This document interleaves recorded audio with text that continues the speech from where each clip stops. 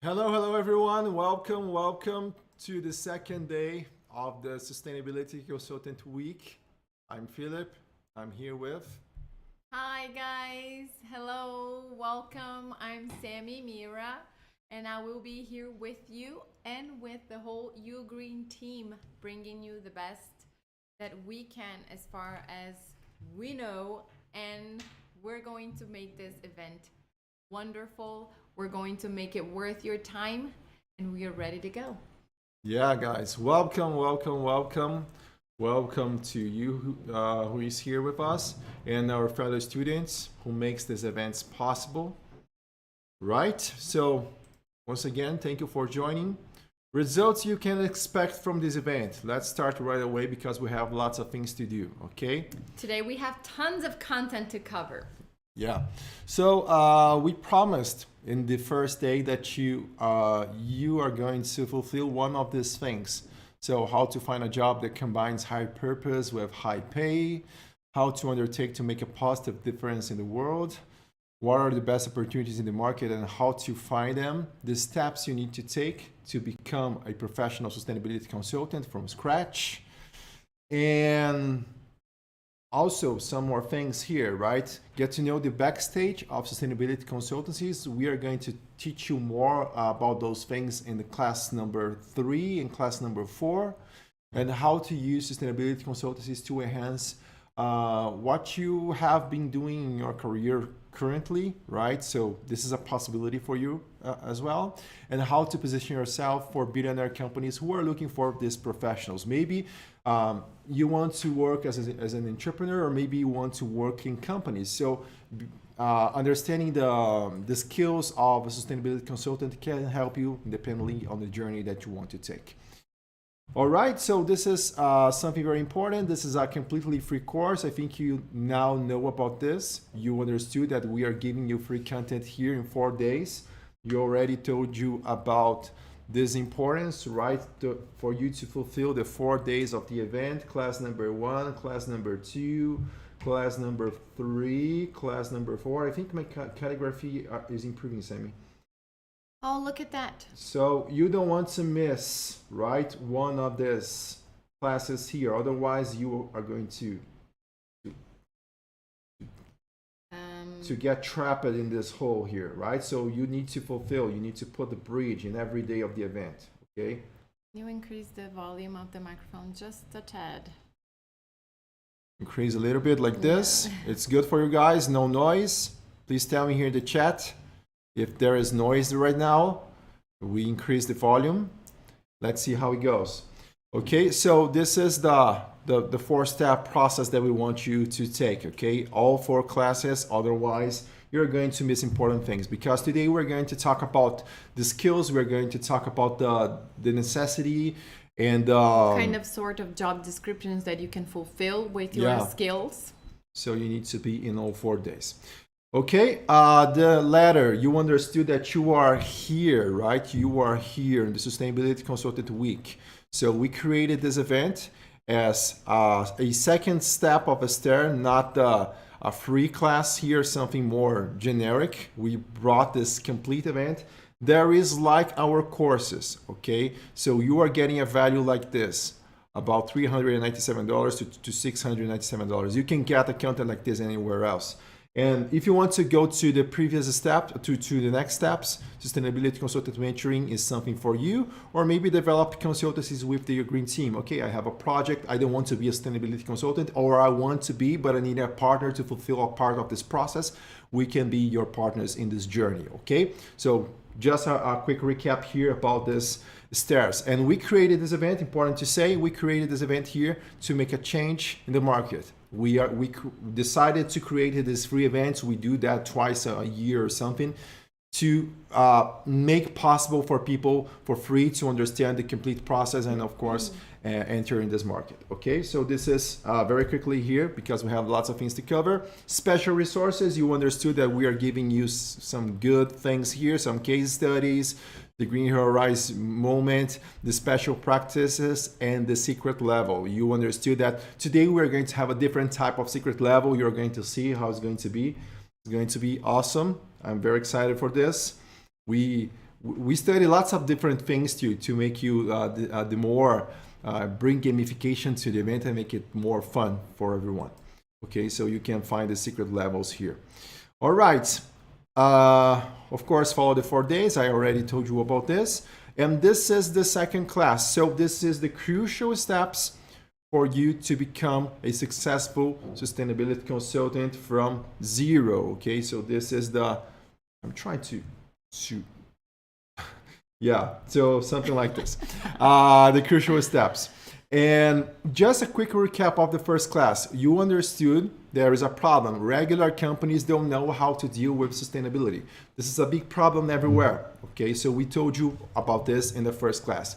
We told you about this. There is this mismatched information everywhere as well. You know about this also. You understood there is too much competition in regular jobs. We already told you about this. Maybe it's a possibility for you to change your practice and work without a feeling of purpose. This is a big problem. We suffered with this problem. Sammy told more about her story. I told a little bit about my story. I work in the real estate industry and I shift for sustainability. And this is the opportunity that we brought. So you can become a successful sustainability consultant. You can enter in this market and of course get you can overcome these 4 problems. This is the idea that we have here, because you can work with purpose, you can work professionally, you can fulfill this problem that companies have related to because they want to become more sustainable and they have problems towards this goal. And this mismatched information everywhere as well, right? You can help them, and of course, enter in the what we call this the blue sea, right? When you are sailing in this is a boat, okay? You are sailing in some calmer seas, right? So this is a possibility that you can fulfill here, okay? So this is the opportunity, and of course we need to be we need to tell that sustainability is requested in all industries, and so this is the opportunity that we wanted to give you here. All right, so but the green path demands commitment. Of course, this is not something easy that you do in just you do by yourself, and you start getting content. Spread content. Maybe you can do something like this, but it's hard, and of course demands a lots of commitment, because when we started on this path, for example, I started studying certifications. So the lead certification, the lead green associate, the lead AP. I was studying when Brazil suffered on the World Cup, the 7-1. Yeah, 7-1. I was studying. 7-1 from Germany. Yes. Yeah. Who can? If you are a soccer fan, you can't forget that, Yeah. because it was kind of really hard on Brazilians, but it was really hard on everyone that was not believing this.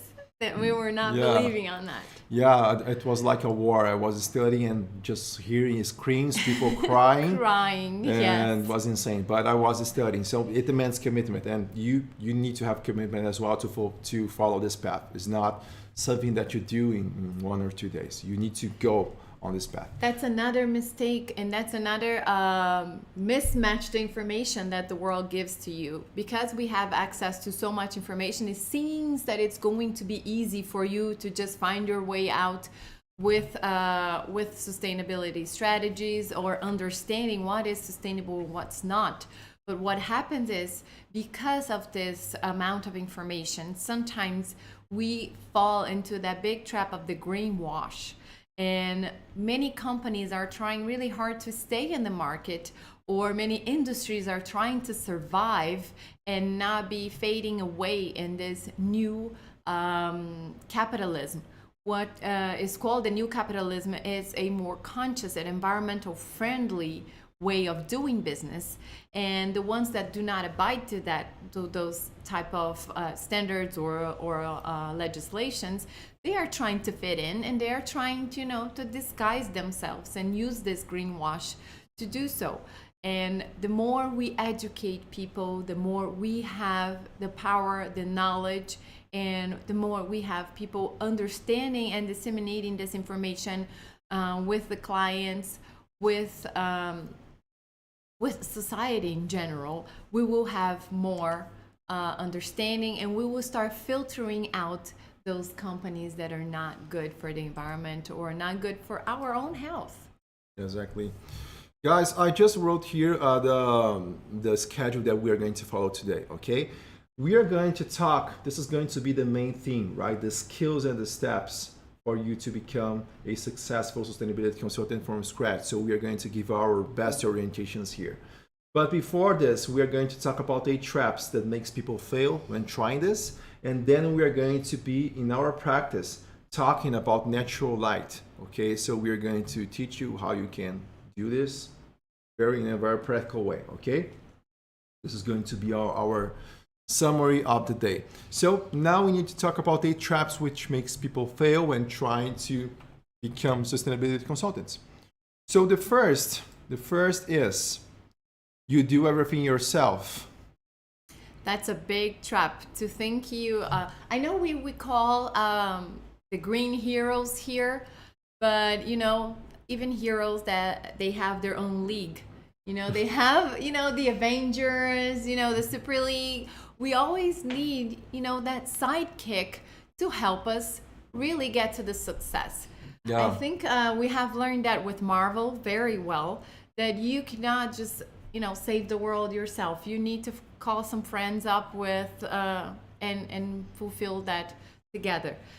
The idea here is that you do everything yourself, is understanding that sustainability it's a broad field. And if you really want to tackle sustainability in the correct way, you need to tackle from every angle and try to do your best on that. Yeah, exactly. We are working with industry.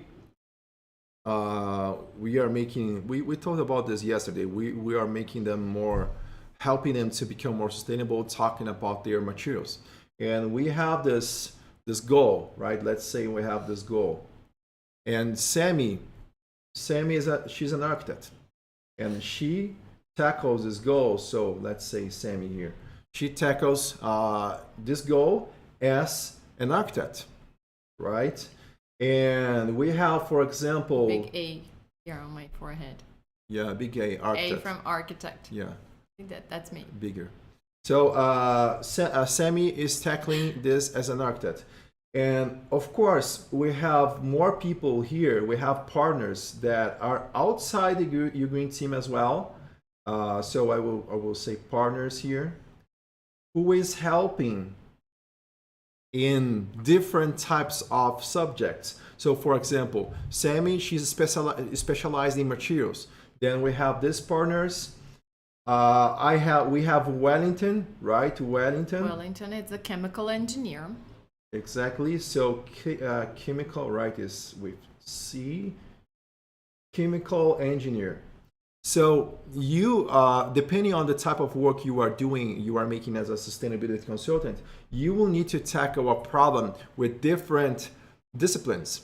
So this type of consultancy, Sammy, she's an architect, Wellington is a chemical engineer, and we our have partners that are working with environmental engineering too. Exactly. So environmental engineer, right? So this type of consultancy, of course, I'm there in the company as well. I work at Ugreen as well, as you know. But this type of project, Sammy is leading. She's leading the project with Wellington and part of the Ugreen team. There are other types of projects, for example, a building consultancy. So the goal, right, is going to be, we are going to create, this is a building, okay? We are going to create a more sustainable building here. Right? So there are types of, where is it? Oh, I just missed the building here once again. So we have a building, and this problem, I am the leader of the team. So I'm an architect. And then we have Julia. Julia, say hello for people, Julia. Hi guys. So Julia is here with me. She's an architect as well. And we have Gabriela. Say hello for people, Gabriela. Hello guys. So we make these events, but we develop consultancies together. So we are architects here, all of us three. But I couldn't do that all by myself, because when we are developing consultancies, we need to develop simulations. We need to develop the report. We need to talk with people. We need to do lots of different things, and that's why we need partners. So of course you can do a solo work, but it's important that you find partners, because it's not just a good way to fulfill better some things. For example, we have some certifications, right? Cert for certifications. We have some certifications where we developed teams. So there is me, there is Sammy, of course there will be Julia as well, and or Gabrielle, depending on the situation. But here we will have some external partners. So EP, external partners. We have some friends, for example.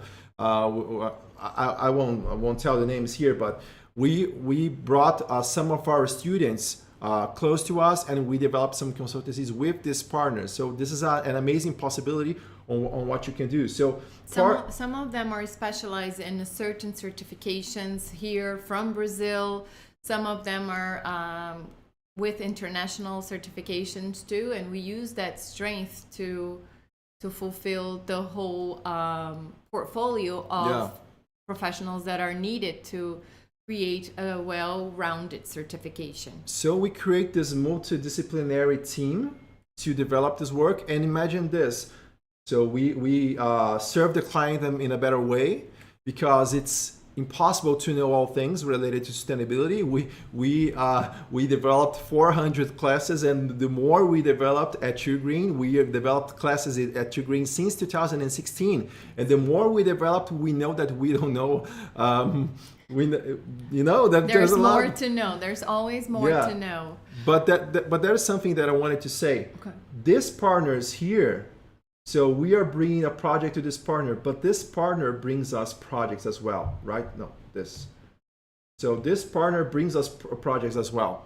So this is an amazing possibility. You develop partnerships who are good partnerships, not you just bringing projects for people, but they bringing projects for you as well, because they know that you tackle sustainability in a good way, depending on the situation.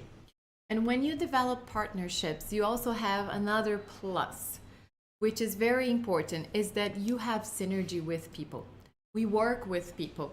So when you have the opportunity to actually interview or start a project, do a pilot project with someone, and things worked out well, chances are probably you're going to work with them again and again and again. And then you start developing a language that unites the whole results of these problems, or the strategies that you are already in sync, and you know exactly who should be doing it what. So this is another possibility, is to strengthen your job or strengthen your synergy with these people. Because sometimes you're going to need them down the line. And if you leave it up to the client, it may be that you will be working with someone that doesn't necessarily see the project as you see it, or doesn't have the synergy and a personal level of skills. This is also very important when it comes to partnerships. Exactly. Trap number 2, you create your own patterns. You want to talk about it, Sam? When you create your own patterns, it's kind of hard, because we're not here reinventing the wheel. We're literally working with legislation, we are working with standards, we are working with things that have been already tried in and tested in the market. So we are working with science, we're working with data, we're working with simulations and softwares that are already there. If you try to create your own patterns, you're going to spend a whole lot more energy trying to, reinvent the wheel, when you should have a set of documents, a set of softwares and tools at your disposal to actually just get the job on the road. If you are an entrepreneur and you are in the software design, then yes, absolutely, create your own patterns and create your own business out of this. But most of the time, when we're working with consultancy, we are working with things that are already there. Standards, legislations, softwares and database and data banks also that are at our disposal. Those are tools that are ready for us to use and advance with projects in a faster way. Yeah, usually when you are inventing something, it's because you hadn't made proper research, right? So you need to develop a proper research because you are going to find things to fulfill your and don't create the complete thing from scratch. Okay, so this is trap number 2. Trap number 3. I have problems with the T. So That's because English is not my main language. So you cold prospect to get clients. This is a good thing to say. You cold prospect to get clients. This is something that is not a problem, but you need to have a process, because when we are talking about cold prospect, this is something that it's kind of I don't know if you felt like this in your life, but when you are cold prospecting and you are talking with people, it's something that harms your self-esteem, right? You are talking with people and you need to prove that you are worthy for them, for companies or regular clients. You need to prove your value, and this is something that is hard because you want to prove your value. And since you want to prove your value, you tend to bring lots of information for clients. So I want to prove myself. I'm a good person for this job. So I will bring lots of information. But people, they are not ready. We have this reptilian brain here. There is hard for people to absorb lots of information. I'm not. And when you Right. bring too much information, what usually happens is that people shut. They Yeah. shut down. They're like, oh my God, too much. This is what our brain does usually. So- you know, like too much information. Okay, So let's say we have let's run. we have the brain here. I'm a scientist. I'm drawing ahead, right? But we have this brain here, this reptilian brain, and it's hard when you are giving too much information for people. This reptilian brain, it closes, and this is a head. Okay, can you see? This is the Yes. mouth. This is the eye. Just for you to know. Okay, so it's hard to absorb all lots of information. So okay, so we have a problem. I need to prove myself, but people can't receive lots of information. So what do? What I suggest is to bring education first. Okay, so let me try to. I think I will use this brain again. So let me remove these arrows. Okay, so if I bring education first, I can bring some education for people. They can know you better. And when you are going to present yourself, right, they will have some information here. So they are going to get this information. And when you are presenting yourself, they are going to be more ready to close our work with you. So this is our suggestion. Every sustainability consultant needs to be driven by education. You need to educate people all the time. If you go to our Instagram, if you go to our YouTube channel, we are always educating people. And when people talk to us, okay, I want to develop a consultancy with you guys. I already know Philip a little bit. I already know Sammy a little bit. Okay, they seem to be nice people, so it's easier to close the deal and talk and show your values because you don't need to bring lots of things at once. Okay, so this is one big trap because you want to be a sustainability consultant and you are bringing this lots of content to people at once. You're going to have problems. Okay. Yes, and sustainability, as you know, it's something that it's new to a lot of people. Many of the information that you're going to bring, it's new to a lot of people.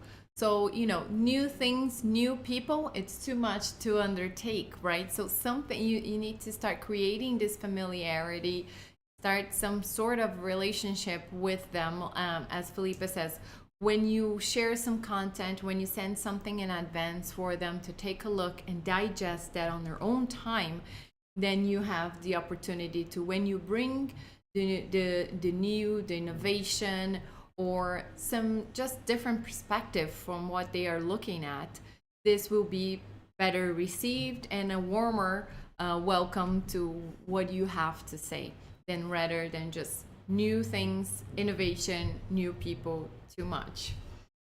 So guys, the symbol of sustainability is always some seeds, some plants, right? We are always talking about seeds, about plants. So if you want to get something, if you want to get something to collect, you need to plant. You need to plant all the time.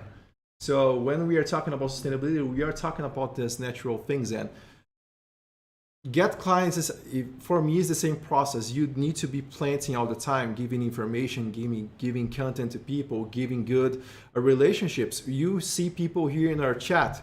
We have, for example, Mark Parsons, amazing person. Sonia. We have Alex. Michelle is here Yeah, too. Michelle. So Kavita. yeah, these people. Paddle.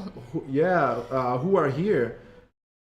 These are people who are with us, and we are bringing content all the time. So we have this close relationship. We bring a human process to something that tends not to be human, and this is the big issue of this modern world, right? We need to bring humanity in things that they tend to be not very human.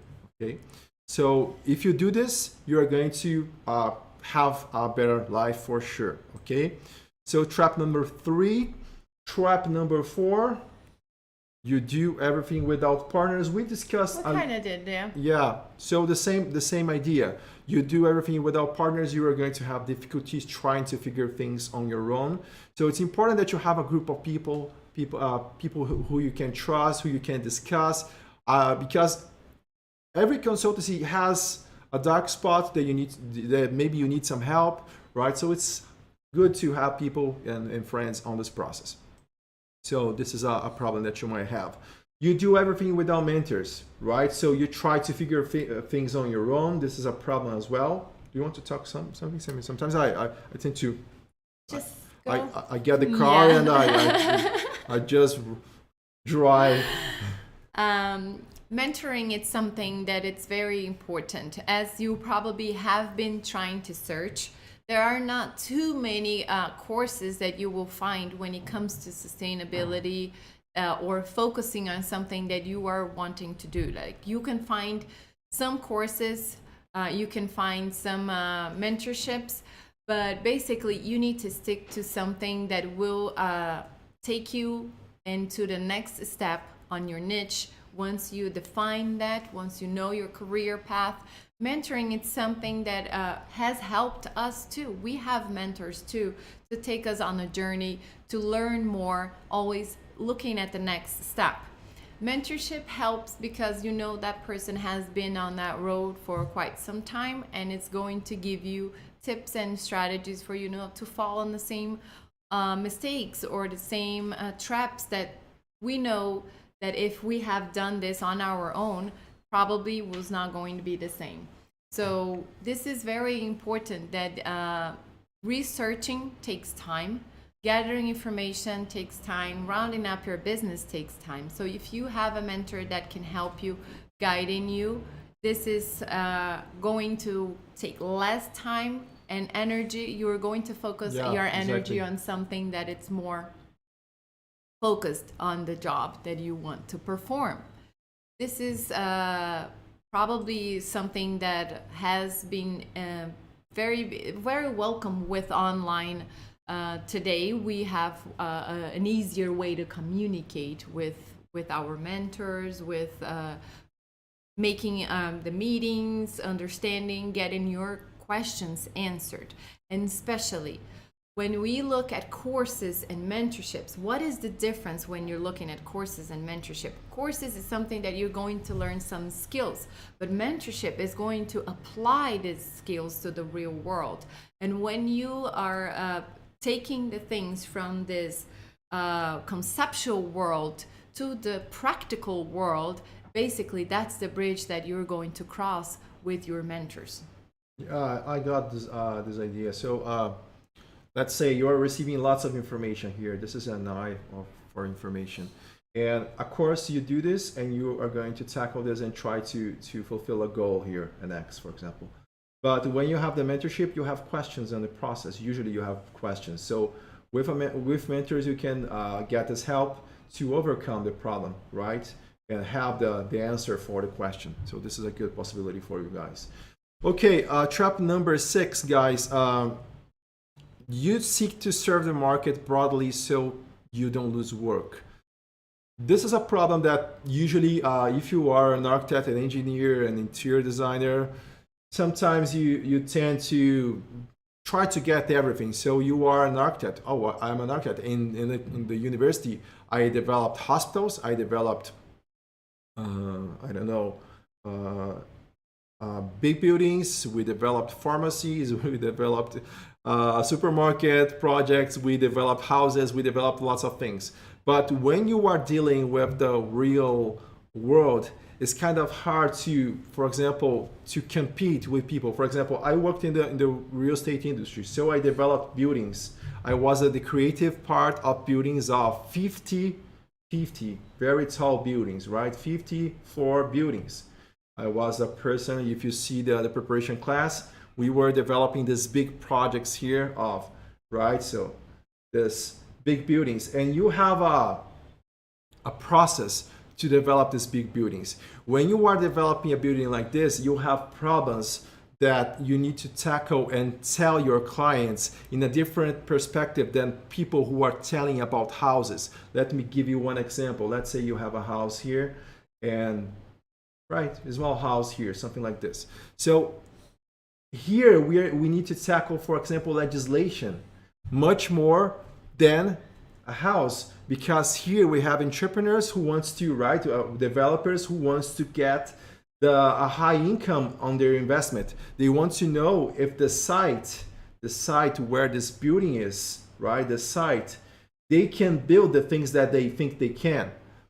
And a house is usually a simpler process. So legislation will be a big problem. Okay, I want to see if you know the standards, because here we will have stairs, and of course we need to save the area of the project. So I really can do a project who is going to have a high amount of area to sell, right? So the way that you are going to develop a real estate project is different than a house, and how you are going to talk with clients is going to be different. So if you are a person who do every type of project here, you are not going to think enough about the real problems of your market. So you are not going to be competitive. It's like with the doctor, right? You have the general doctor and you have the specialist. Yeah, You're not exactly, going to do brain surgery with a general doctor, right? Yeah, You're going exactly. to look for a neurosurgeon that has his name on the market, that you know that he has done that before, and that he has been successful. Yeah, for example, if you are feeling lots of pain, you are going to require a specialist person, and you are not going to suffer to pay a lot, right? Because since you have this big problem, you want to have this real, right? I want to have this solved for real. I don't want to have problems with this. So when you have the bigger type of pain, you want to you don't want to specialize, as Sammy was telling. So this is very important. You focus in something. So for example, at Tree Green, we work with buildings related to energy efficiency. We talk about lighting. You can see that in our classes we are mostly talking about this. And Sammy, she's talking more about materials. So we have if Ugreen was only Sammy's company, it will be a company related to sustainable materials. But since I'm here as well, we tackle energy efficiency as well, because I know about those things. But if Ugreen was only me, it will be only about energy efficiency. So it's important to understand this. If you want to tackle multiple type of clients, you need to have more people. This is our tip for you. Yeah, here. Sustainability is a multidisciplinary area. And if you are working by yourself, choose one point to go further, because you need to develop. It's not just talk with people. You need to develop content. You need to develop. We created here at Tree Green ebooks that we give to clients.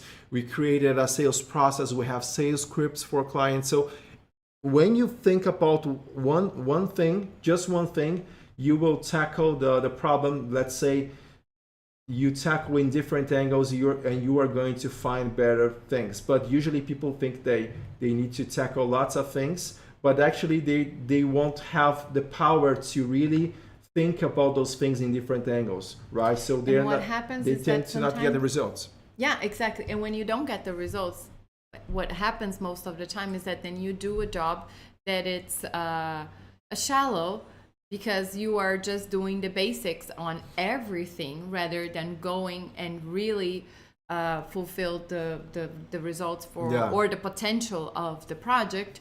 You're doing the basics and you end up being too shallow. And what happens is then you don't do a good delivery, and probably that client won't come back. Exactly. You said shallow, I just recall that song. Okay. So trap number 7. You present sustainability in a technical way to your customers. This is not a problem, okay? Technicality. If you if I don't think about those things, if I just present things to clients, I will present in a very technical way. This is how I am. I love bring the numbers and show the science behind the results that we were achieving. We were in a meeting, me and Sammy. We were showing the natural light analysis of a building, and this building is like two buildings in the same place. It's one building in a place, but at the bottom of the building is one performance and the top is another, when we are talking about light distribution. And I was presenting things I was there, and I started technically, and then I started to merge with humanity in the process. But you need to think about this. You need to think, okay, how I develop my presentations in a language that people can understand. And I try, you can see here the presentation that we are doing for you guys. So we try to bring the drawings, we try to bring the letters here. We are talking face to face, and we brought humanity. We could bring just slides for you guys, but we brought something that humanized a little bit the process, in my opinion, here. And this is important because we have people here in this chat, lots of people here, people who knows lots of things related to sustainability consultancies, and they are just getting some little points who are going to put them into the next level. They're not getting all things that we are telling here. They're just getting small points to put them to the next level. But there are people here who are starting from zero, from scratch, and we are trying to talk with people from scratch and put everyone on the same page. So, for example, everyone is here, right? And we want, these are people, okay? You can see people. And we want everyone to go to the next step. Everyone. These people who knows more, who knows less. So when you are in a meeting, you are in the same situation. You have people who are very experienced. They understand your technical things that you are telling, but you have people in the company who are handling very different things that sometimes they're just board directors and all they care is about numbers and process. Sometimes you have a multidisciplinary board on the table where you are presenting, where you have the director that is the one who is going to sign the check, but you also have the ones that are going to evaluate your work to make sure that you're going to get them there. So the technical team is there, the director is there, and perhaps even someone that it's going to be joining you as a partner there and needs to create that connection, that synergy, that personal level synergy too. So you need to understand that speaking to many audiences is a key. Yeah. Guys, trap number 8. You seek to finish your work and leave the customer satisfied without leaving him needing more work. This is strange. Are you developing work and trying not to get the client satisfied? No. This is I'm sorry, we can talk. I'm sorry. All right. Bless you. So thinking that and here what we're trying to say with this is that you should not do your work at your best. But what you need is to always show them the next step. What is the next step? What comes next after we're done with this job? How you should proceed. And if you do have something that it has a finished work with this client, you need to leave this client wanting more on the next project or wanting to how do I say that in it? Now the word just escaped my mind. But this client, he wants to indicate, that's the word that I was looking, indicate you to the next person or to someone that it's already doing that. This happens to us sometimes in the middle of the process. When you do your deliveries and you have your customer understanding what's the next step, or perhaps knowing that you did advance them in their goals, luckily you will have this customer indicating you to the next, or you're going to have his trust to do the next project, or even enhance the project that you're already working on, enlarging your scope during the process. So this is the trusty way of doing things. So it's not like you have to leave it unfinished, but you always have to be looking for what is the next level for yourself too. Yeah. Here I just brought a drawing here for you to understand what we are talking about. So when you are developing consultancies, this is the one here. Let's talk about this situation here first, okay? So we are developing a consultancy for a company. This company now, they are achieving more sustainable goals. They are better in the process.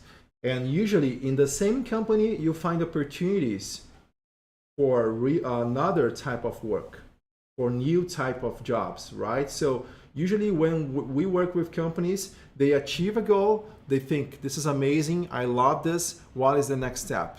So you need to be ready to show them the next step. And usually when you are doing architecture, let's talk about this right now. So when you are developing an architectural project for a regular type of client, you just do the house of their life, and usually you are not going to have more things. Of course, you can maybe develop the interior design for them, but it's harder. With consultancies, when you are working with companies, you are going to have lots of possibilities in the same company to develop more work.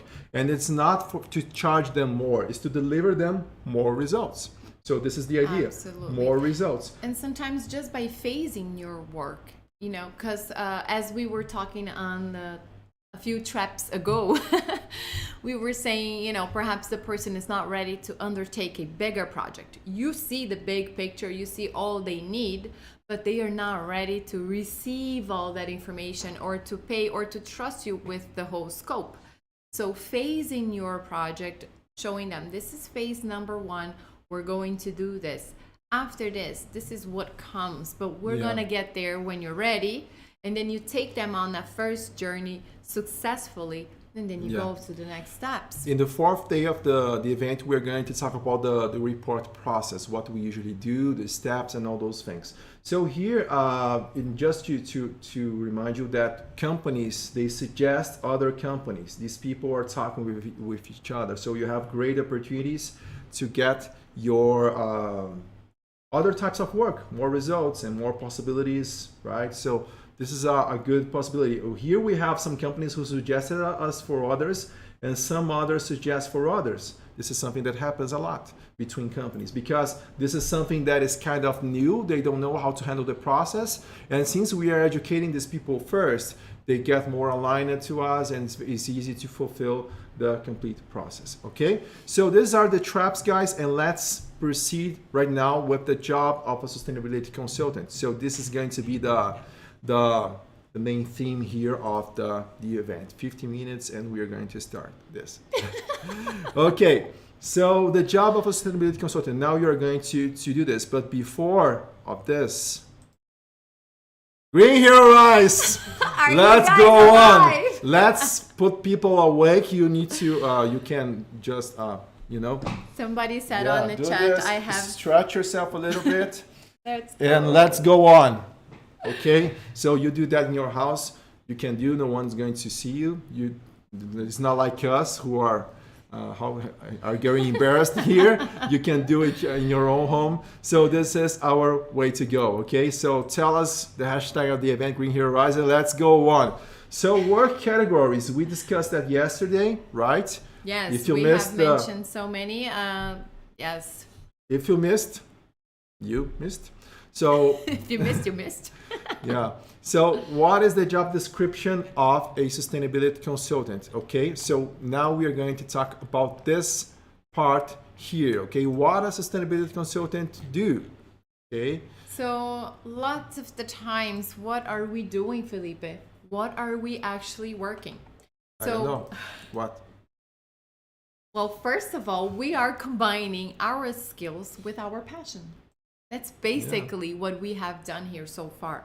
And this is one thing that we find a lot when it comes to finding your niche. Know what you are already good at. Know what are the things that you spend your time researching? What are the things that you're reading about on your leisure time? And what are the things that people say, you're good at this? And then you should use that towards your consulting work. You should combine that with your work towards sustainability.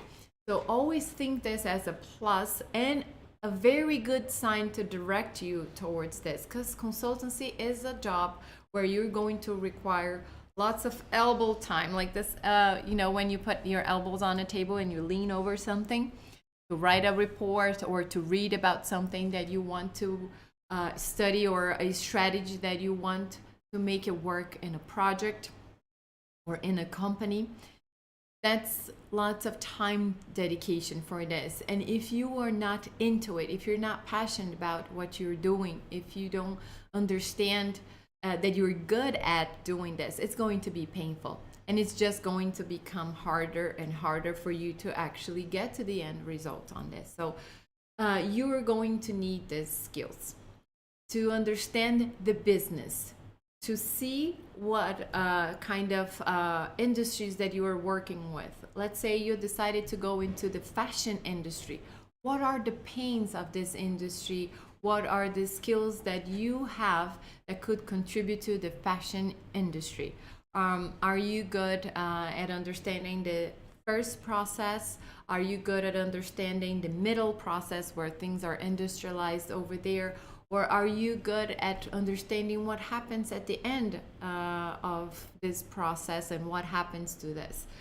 This leadership that you're going to have to undertake when you become a consultant, when you're leading the teams, this is very important. Very good communication skills. You're going to collaborate with clients, you're going to collaborate with other partners, as we mentioned before. So when you have to access all of this, when you are enhancing your project, you must have these communication skills. This is part of being a consultant, understanding when you're talking with the technical team, when you're talking with the with people that are in the directory board. If you are not this person, who is the person in your team that can do that? This is also important. Recognize when you are the one and when you are not the one. And as I always say here at Ugreen, you don't have to know everything, but you need to know the questions and the ones who are going to answer those questions. This is a craft, right? To discover this, to have the view, the holistic view, and point out who is going to give you the answer.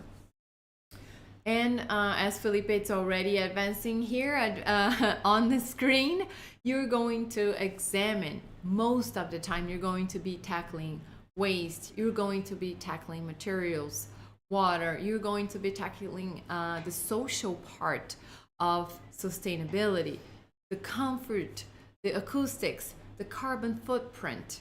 Don't ever forget that sustainability, it's not just about the environment, it's about social and it's about profit too. If you don't have a good social relationship with the workers, if you don't have a industry that is healthy on that social part, where they treat people decently, they have decent pay, they have fair trade, this is not sustainable. It doesn't matter what they do towards the environment. If they have forgotten this leg, you have a limp, sustainable look at things. And if things are not profitable, they're not going to thrive. we live in a world where we have to pay for things. If we use money or if we use time, we're paying for things at all times. And if you're not paying, somebody else is paying.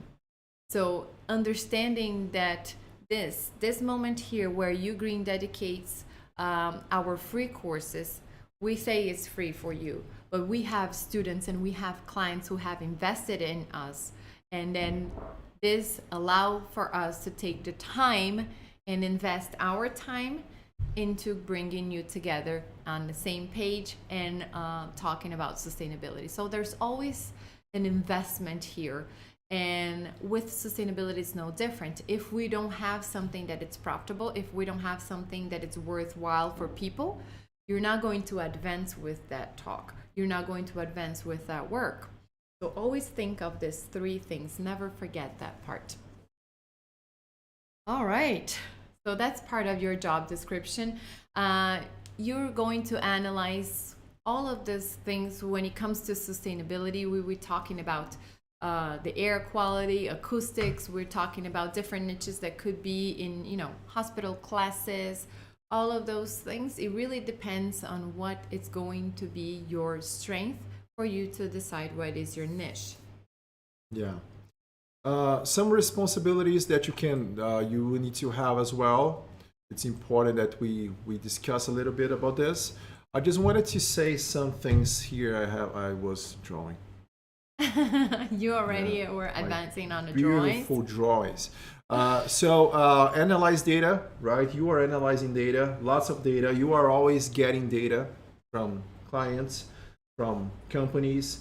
You are understanding the behind the scenes of these companies. You are talking with them. You are seeing some information will be easier to get. Some information will be harder to get as well. So you need to talk. You need to send reports requesting some information. For example, we work with clients where it's easy to get the DWG file of a building, right? So get me the DWG file. Okay, now I need a 3D model. Do you have a 3D model? Yes, I have. Okay, then second stage. Then we say, okay, how do you plan to build your project? How is going to be the walls, the layers of your walls, of your roof? Okay, this is harder information to get. So you need to help them. So you need to help them to help you, right? So this is the way to go. And then you're going to analyze data. Then you are going to convey results. For example, we were making here a lighting analysis, me and Gabriela. Gabriela is here. And we just saw that the service area, how can I say lavanderia in English? I forgot the name. The washer and dryer thing? The area, lavanderia. Laundry. No, laundromat. No, that's where you take the people to the laundromat. Of an apartment. Yeah, laundromat. Okay. The laundry room. Yeah. So we got a problem with this room here, and what we analyzed the project, and we weren't having a good amount of light. So Gabriela was analyzing. She brought this information, and then we could suggest an opening. So we had a small door there, and we could. So this is the small door here, and we could develop some ways to suggest some possibilities. Okay, let's open a small window here to collect more light in the space and improve, right, the lighting performance of the area. So this is a thing that you can do. So these are convey results. Okay, we discovered this. We didn't know that at the beginning of the project. So we analyzed this. We saw that. Okay, the guidance is to do something like this. We are giving you a guidance to fulfill that problem.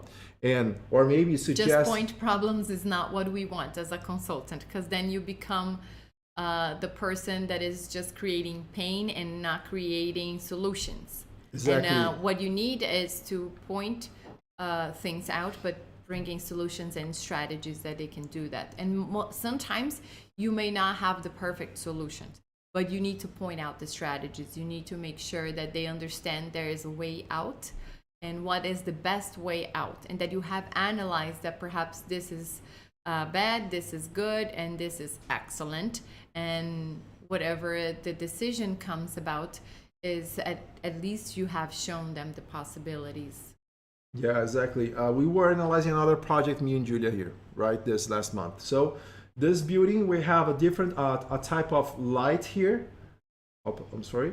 We had underlit areas, lots of underlit areas in the at the bottom of the building, underlit and overlit here. So overlit. So okay, we have this building. What we can do, since we have lots of floors here with overlit areas and the bottom with underlit areas. So what was our suggestion, right? So we could suggest different types of glazing. Okay, so we were suggesting technology, different types of technology. Okay, we could use a glazing with a VLT, a lower VLT, right? So lower VLT. So we made this, me and Julia together, and okay, what we could do to improve this project. So lower VLT here. Oh, sorry, higher VLT here, right? Higher and lower here. Lower VLT. And why? Since we have the glazing, let's say we have a glazing here, and we have this building, there's a person inside. Since we have a higher VLT, we can collect more light from the sun, right? So we can collect more light from the sun. And on the top, we wanted to have a lower VLT, so we could decrease the amount of light we wanted to get. So these are possibilities, suggesting technology. So you start analyzing data, you start usually projects without knowing what to suggest. Sometimes you will have some ideas, okay, I can see this is something very wrong here. We have projects like that as well. But usually you are analyzing and in a very humble process, understanding, and then, okay, I found this problem, and then we can help you in this process. We also have the opportunity to be talking with vendors, understanding exactly where to buy from. We have the opportunities to help analyze suppliers and if they are qualified to provide for your project or for your firm. And this, when it comes to vendors and supply chain, pretty much every single industry is included right here. Every single industry depends on some sort of suppliers to survive, or some sort of extraction practices to produce what the product is. So being someone that understands the supply chain, to understands the process of raw material extraction, to understand the life cycle of materials, their carbon footprint, this could be something that you are going to be dealing with also. And especially legislation.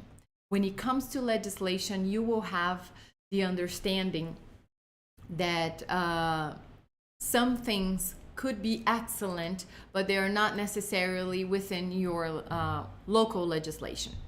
And understanding the environment where you are working, it's very important. If you are working abroad, do have partners that they can provide you with the knowledge of legislations. You don't want to step on unknown ground, because this could be very dangerous. It's your name, it's your practice that it's on the line.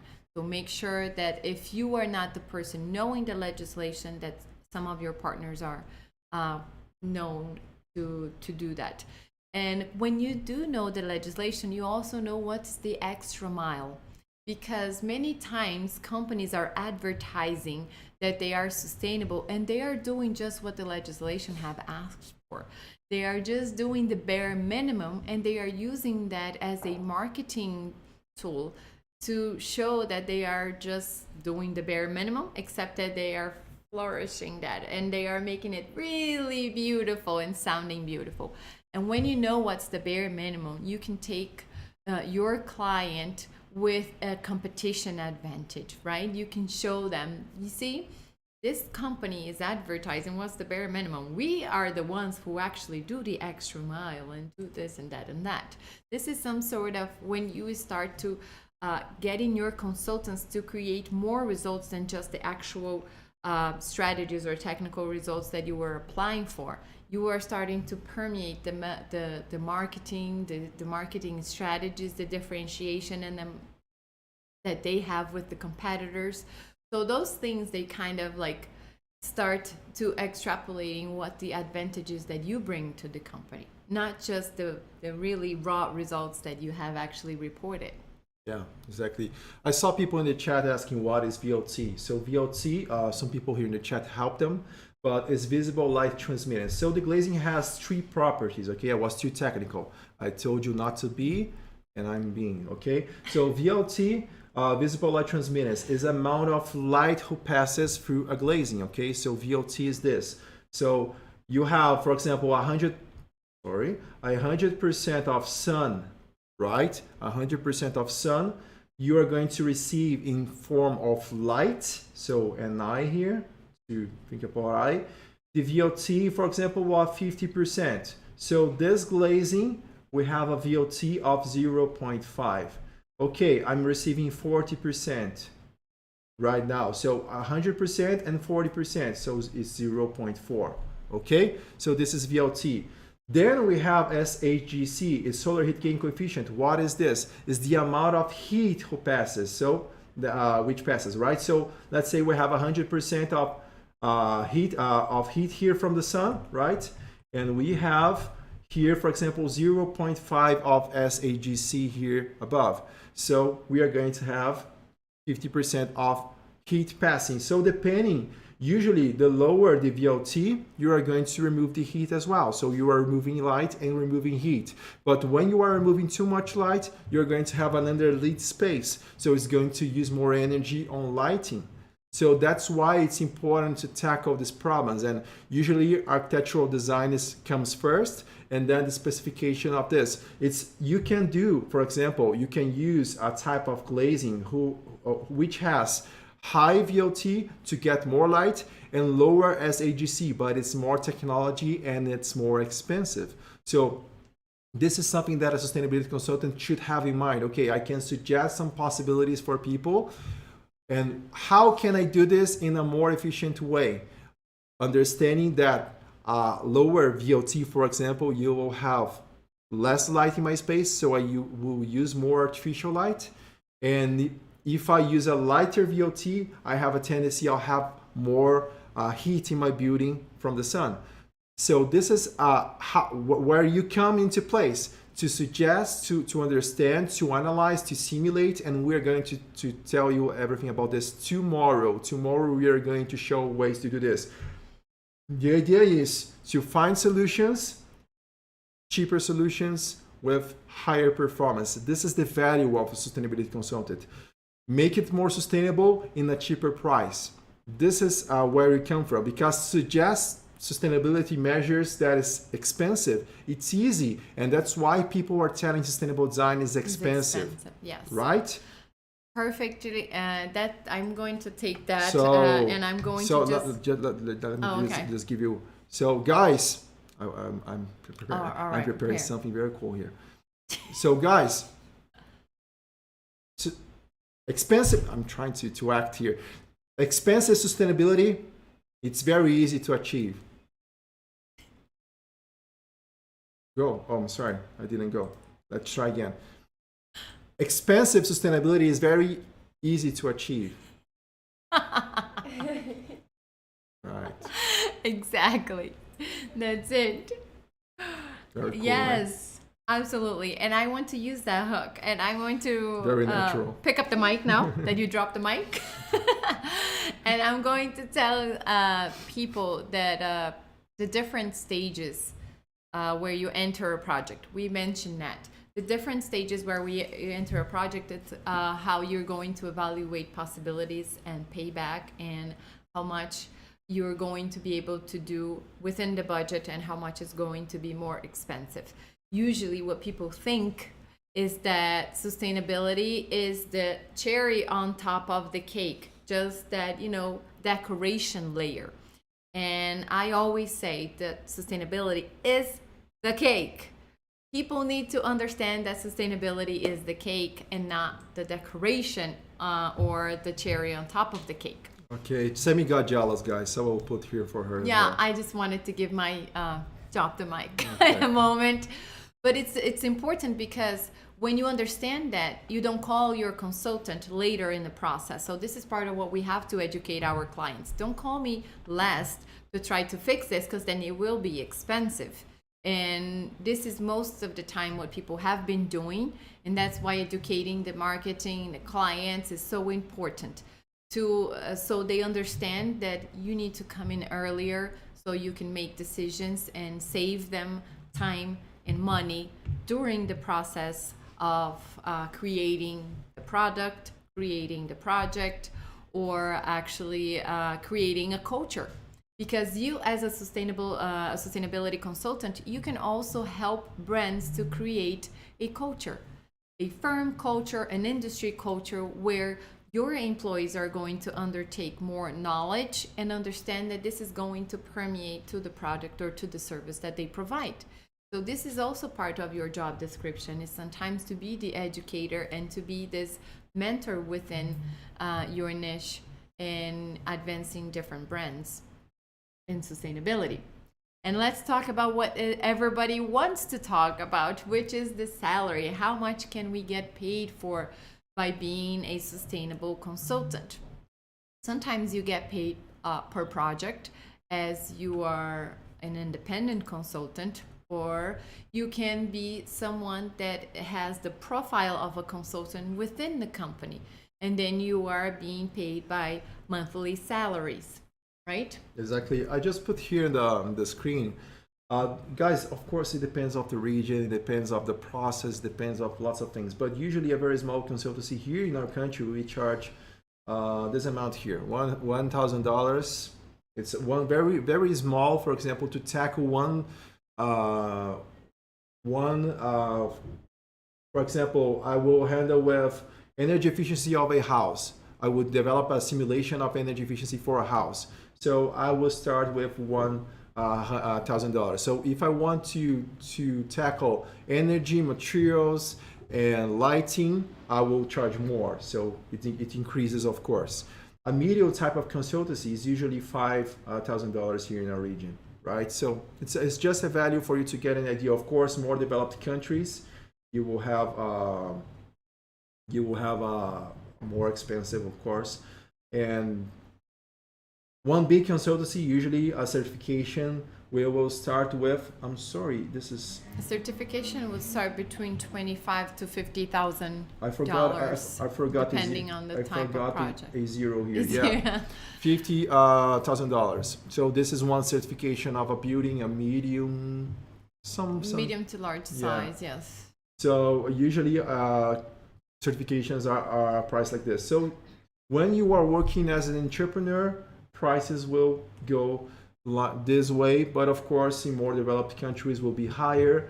In less developed is going to be a little lower. Depends on the complexity of the project too, the type of scope, but mostly in our niche, this is what we get, just for you to have an idea. Yeah. So here we have and working inside a company as well. So let's say you're not going to be an entrepreneur, you're going to work inside a company. So we can bring the salaries here as well. So we got two different situations in the US, in London, right? So London, I will just write here. Okay. So you can start, in some researches that we have done, right? So you can start in the London area or in the UK area with 22 to 30,000 a year. You'll be $1,000, all right, a year. That's your starting salary right there, and then you can get to more if you are as you progress with your skills, as you progress with your managing skills, especially because then you get to higher up the company ladder. So you will be between 30 and 50,000 as a medium, and then you can get to up to 75 to 1,000 to 100,000 if you are actually on the top of the company ladder. Sustainability consultants in the US, they are usually varying to somewhat around the 60,000 a year to start with, and 29 per hour as you go up on the chain of command there. So you can get between anywhere, as based on your experience, between 38 to 95, I would say for sure. There in the US would be something that you can be looking at yearly. Yeah, so I just got here visually for you to understand a little bit. When you are starting this price point, Yes. intermediate, higher. Here in the US, I just put the higher, so 95K. It's kind of kind of similar than London, right? Similar, yes. So the top 10. So these are values that you can bring. But I want to bring something very important. These are statistics that have been coming from, the past years. And what we know now is that this marketing is in much need of these professionals, and this is increasing based on the rarity of these skills on the market. So what we see is the medium, what is happening, and what is going to happen is that we have an increase in demand, and we have this market being growing in a scalable way. In the next 5 years, you're going to see a whole lot of difference and a lot more demand for these professional skills in the market. So this is just starting. This is the tip of the of the iceberg when it comes to the job, when it comes to availability and the salaries that have been paid. Because right now it was a very comfortable zone for them to have these consultants as they please. But what is happening now in the market from 2020 towards probably 2030, 2050, where we have some big goals to fulfill and industries have big goals to fulfill, is that more and more they're going to need people that have the skills to fulfill this job description. And what we see is that so far, and this is a research from LinkedIn, so far the job offerings in the green job business is growing in the past couple of years a lot. And what they see is that the job appearances on LinkedIn are growing 8%, but the professionals appearing are growing at 6% rate. So what happens is that they say that in 2027 they are going to reach a big gap. And if these numbers remain, right, if we don't qualify more people to work within the green jobs, within sustainability, we're going in 2027 reach a big gap where there is going to be lack of people and excessive amount of needing for the job. And this gap is going to be needed at least 10 years to fulfill this gap, because people need to qualify, get experience, and advance. You can find that that data on a research LinkedIn did on green jobs. If you Google that, you can find that information. So we don't want that. This is our way of collaborating for this gap not to happen. We want to qualify more people. So we are ready in 2027. Yeah, we will get ready. We're going to help this gap to fill up this gap. Guys, what to expect from daily work, okay? So we were telling you that we need to develop some assessment, we need to talk with companies, we need to get information, and with this information you are going to analyze this and develop a report, a presentation for people. Okay, we found this problem and we can have a solution considering this and that and that. This is something that you can do. But our orientation here is related to, because I have worked with sustainability consultants as an architect, and these people were analyzing buildings that we were developing in the company that I worked with.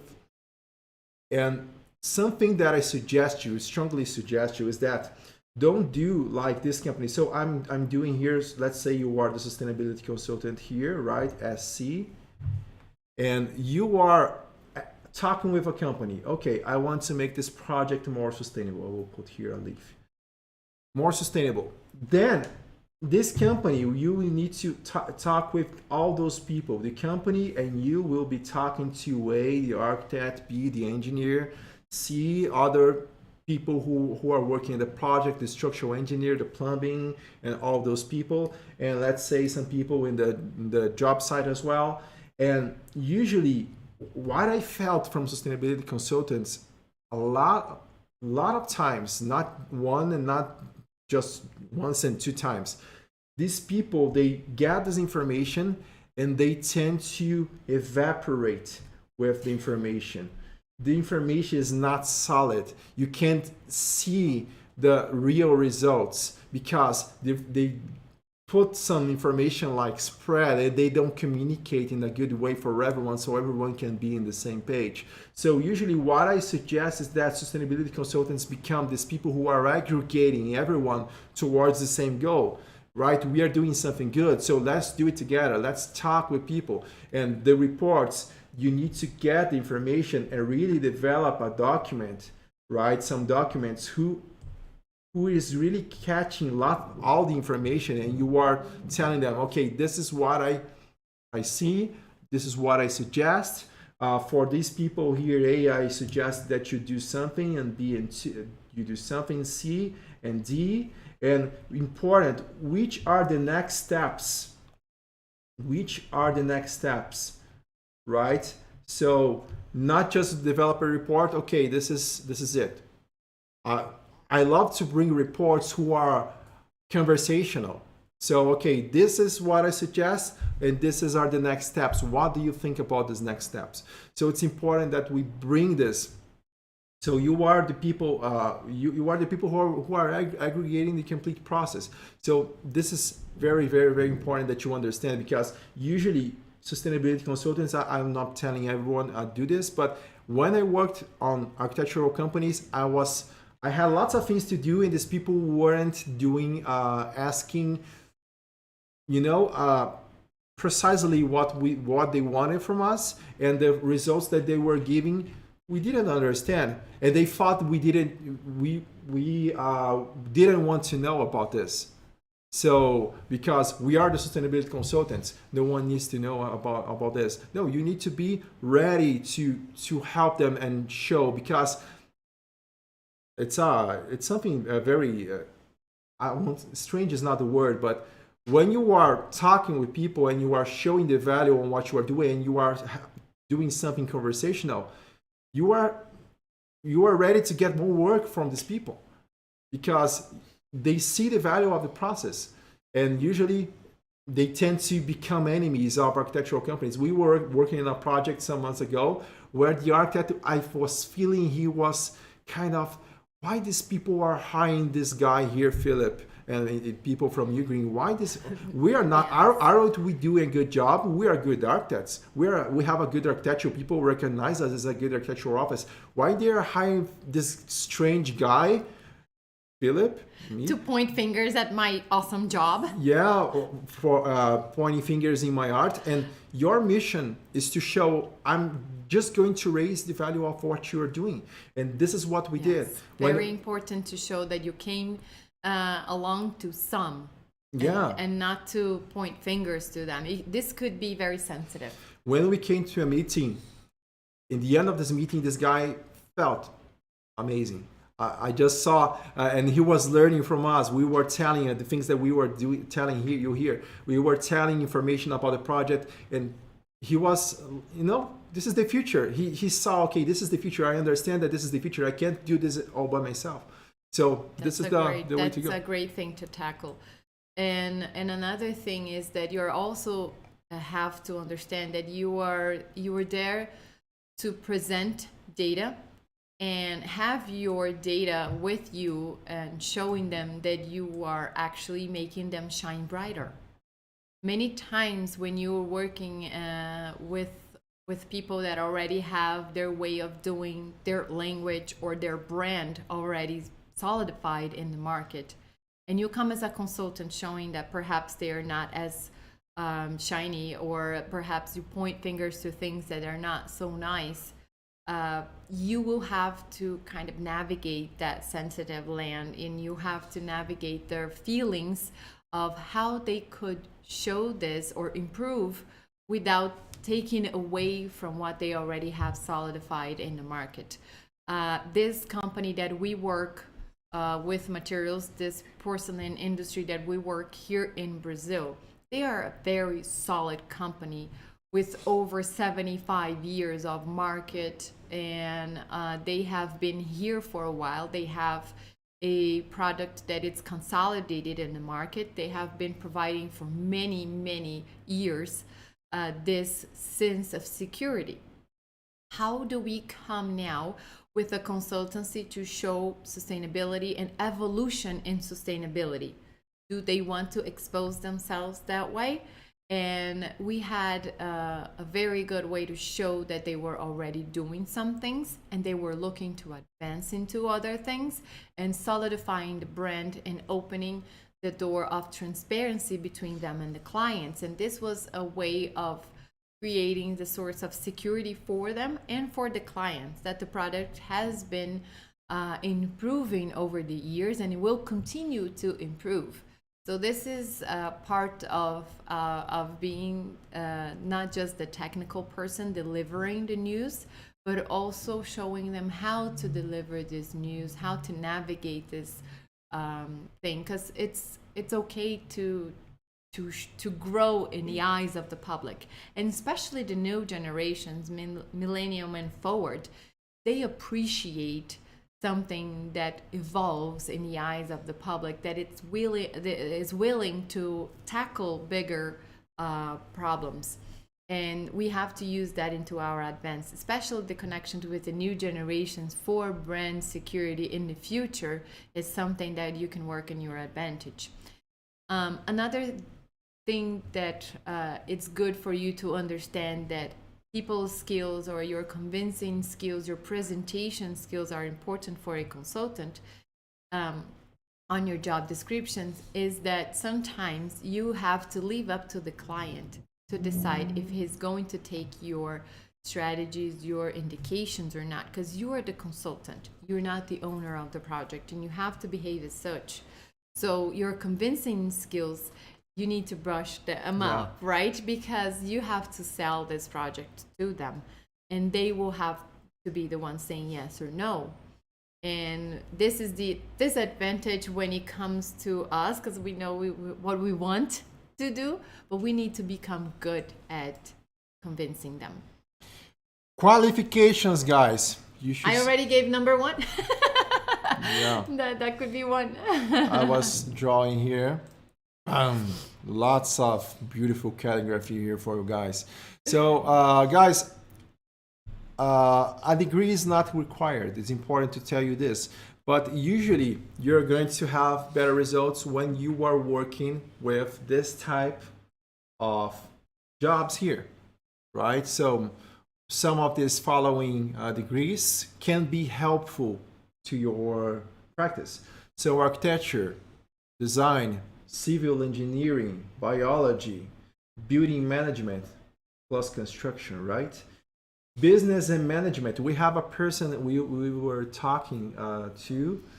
It's a person who made our mentoring, and she works in the financial, right, with more corporate sustainability, financial sustainability. So it's so nice to see different types of people in this field, because everyone can bring a different sauce to this cake, right? So business and management, ecological science, real estate administrators, you can do this as well.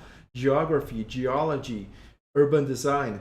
We are seeing lots of landscape designers too. Yeah, landscape designers. When we were talking about landscape people, putting here. Environmental engineers, they can permeate just about any industry also. Yeah. So, in real estate administrators, we are seeing lots of buildings who they are trying to tackle sustainability. Well, I see in good eyes when people are they are showing sustainable projects and they are showing all wrong, and they are kind of doing greenwashing, but they don't really know they are doing greenwashing. So, because they're starting on this path. So this is our goal, to show them, okay, you're trying, but you are not really achieving something. So let's make it better. And because people are they are seeing the value of sustainability. So some mistakes will happen, and this is our mission to make it better for everyone. I want to answer one question that came about here on the chat while Felipe was talking. And this question kind of relates to what we have here. We have talked about some backgrounds, some business background here, and you do have some experiences that you can show and add to your business. But what if you're starting from scratch, right? Why if you are the first person who is starting your business, is starting your portfolio? What you have to bring to the table then, it's more knowledge and data. You have been researching, you have to understand your scope of work, you have to understand how you're going to get from point A to point B. You probably will spend a little more time explaining the steps so you can give the person the security that you know what it takes to reach that goal. So when you don't have cases studies, which we will show you guys in this event too, we will show some case studies later on. But when you don't have case studies to show, you need to show skills. You need to show technicality. You need to show the steps and give them the sense of security that to get from point A to point B, you need to, jump these little puddles right here. This is what because when your client wants to reach a goal, sometimes they tell you, this is the result that I want. And you say, I can get you there. Okay, show me how. Because they are not the technical people. They just know what they want. They don't know how to get there. And you are the one who is going to take them. If you have a case study, or if you have done this before, you says, just like I did with that company, I'm going to do with you. And that will be enough for them because they saw the results for that company, or they can Google the results for that company. If they cannot go straight to the results and see success, they need to see the steps. So this is how you're going to balance. The more experience you have, less time you will spend showing the steps or securing them on your process. Exactly. Did I answer your questions, guys? I enjoy this. Did you enjoy this, guys? Please tell me here in the chat.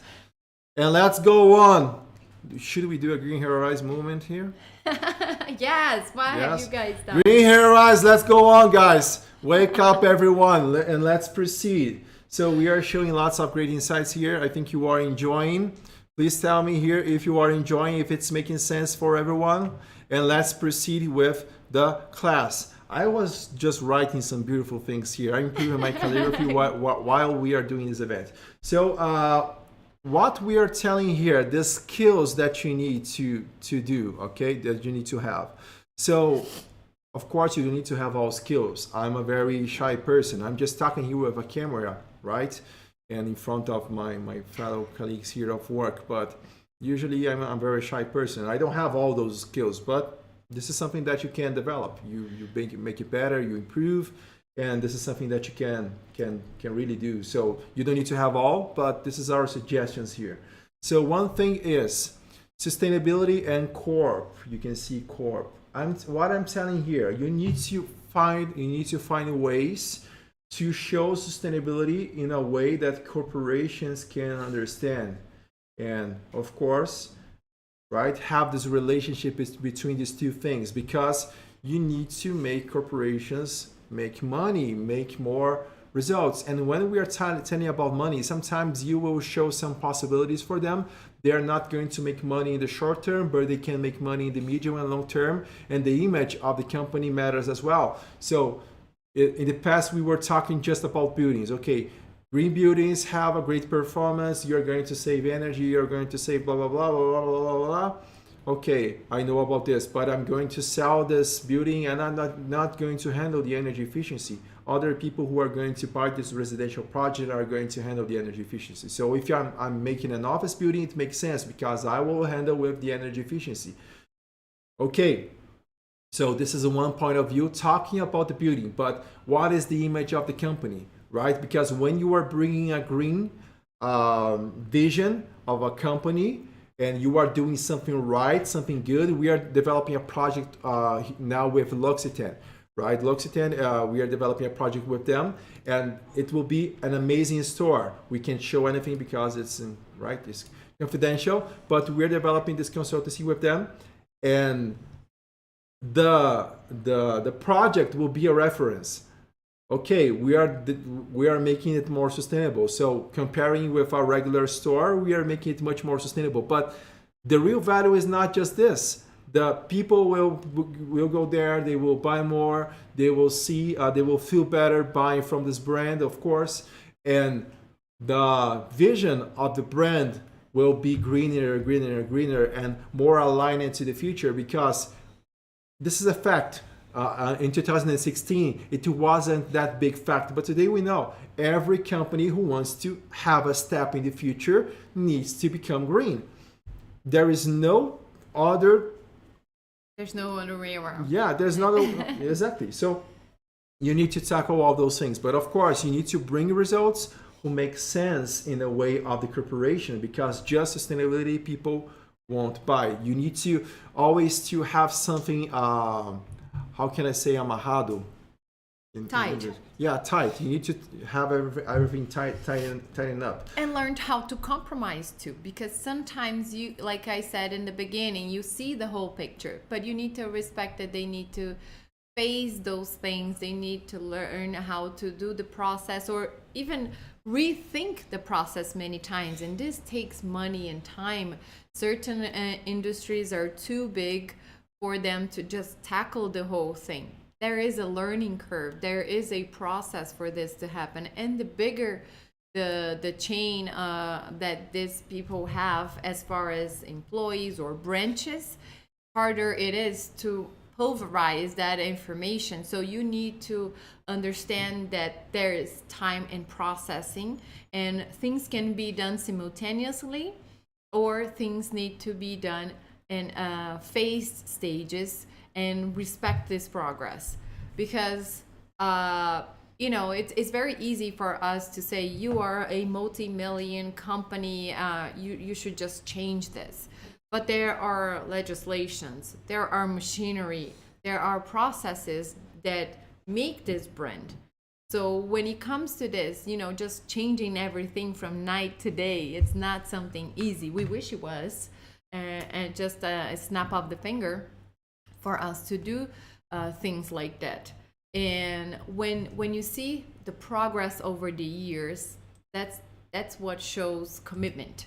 That's what shows bold movements every once in a while. Those kind of things are in the understanding of a consultant, but not necessarily sometimes in the eyes of the public. They just want their beloved brand to be more sustainable tomorrow. And this, when you learn how to show your client that they need to communicate the steps, that they need to be always showing to their public how things are done, the transparency becomes a tool and not something that goes against the brand. Exactly. So when we are talking about all those things, right? When we are talking about building performance and all those ideas, you will need to overcome, right? You will need to overcome opposition sometimes, right? Some people who are not aligned with the process. Oh, communication skills before this, of course. So you need to talk with people. You need to present your ideas in a clear way.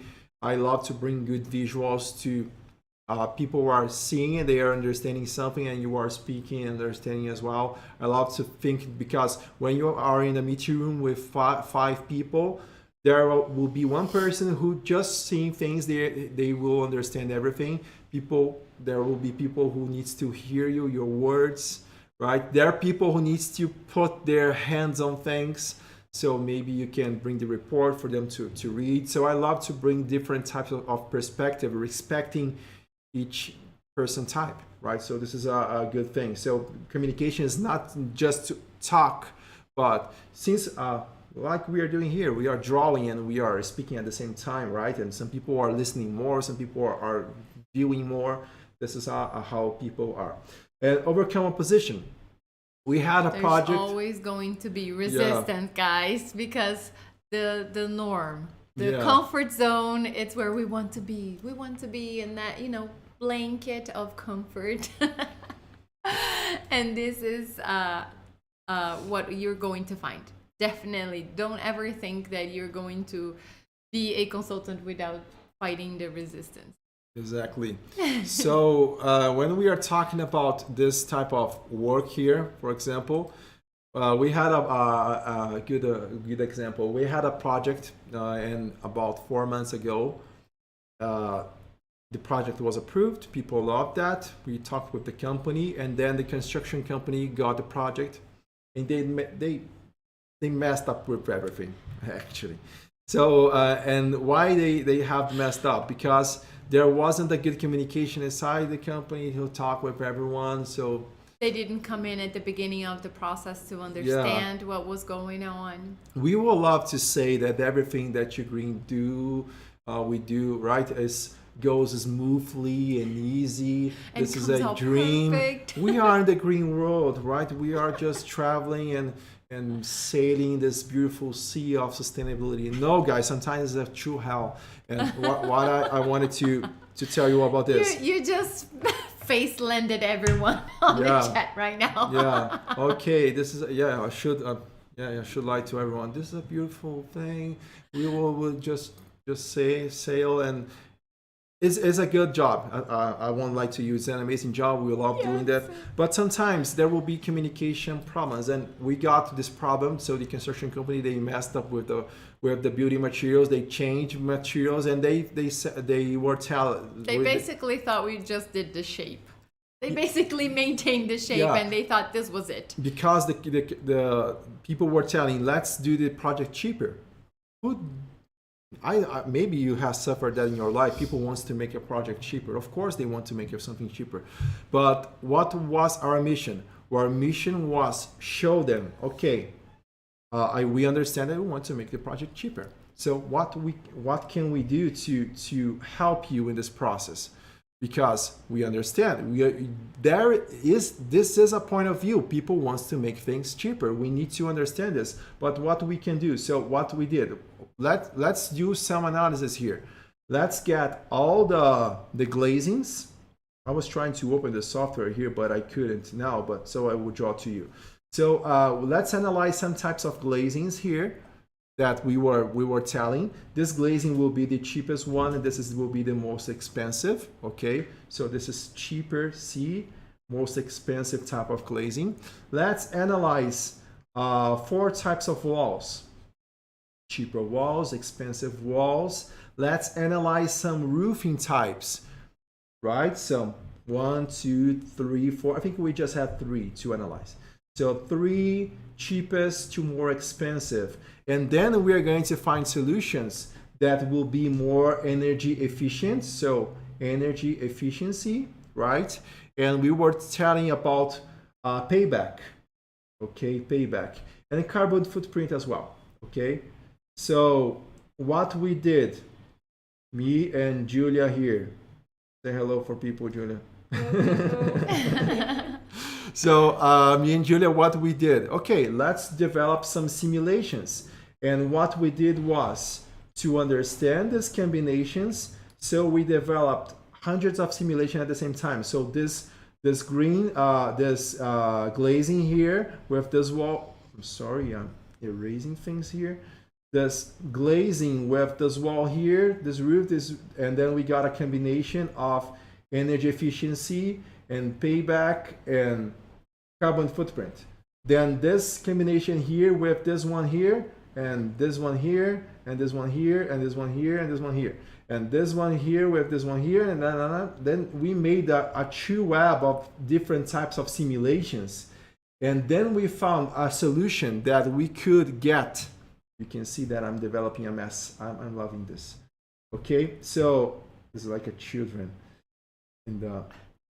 Right, so you have lots of different combinations, hundreds of different combinations. So what we found, a combination, what we have, not the cheapest payback, not the cheapest, intermediate payback of 6 years. So a 6-year payback, 6 years. Here's a 6 years. So we got a 6-year payback here. We got a smallest carbon footprint, and we got a high energy efficiency with this cheaper type of glazing here, not the cheapest one, but almost the cheaper.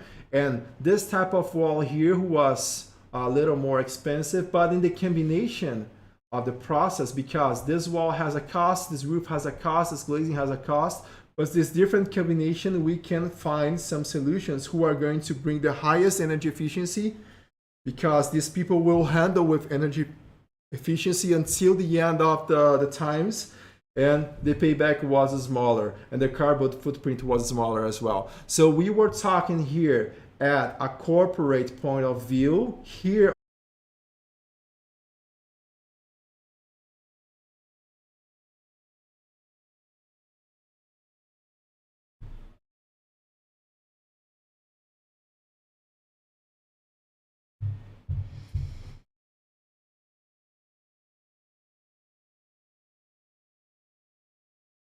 all right, are we on again? Aqui tá aparecendo. We were with a connection problem. My apologies, guys. Just 1 second. I'm just resuming here the presentation.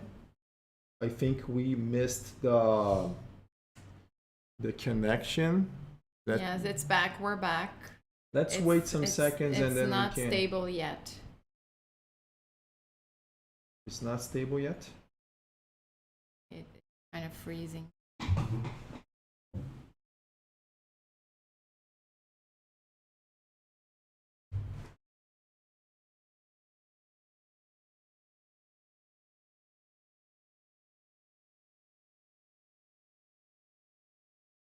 All right, guys, we are getting our connection back here.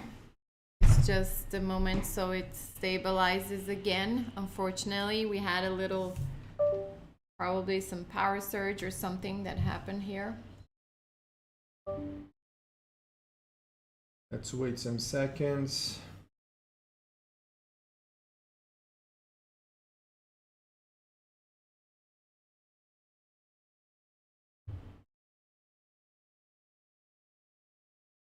All right, let's go on. Let's see this. Okay. Are we back? Yeah, I think we are. Let me just see here.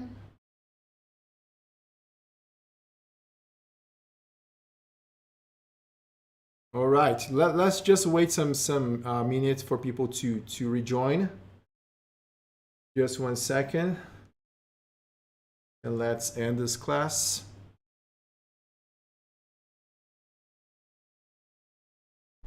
All right, I think we are on, right?